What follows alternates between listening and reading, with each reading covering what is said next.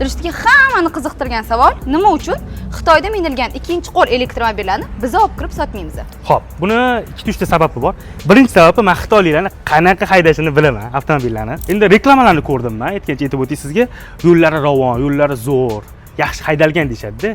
Meni fikrim, Xitoyda haydalgan elektromobillarni to'g'ri hadovoy части zo'r bo'lishi mumkin, yo'llar zo'r bo'lishi mumkin, lekin elektromobilda eng qimmat narsasi hadovoy zapchast emasda, u eng arzon hisoblanadi.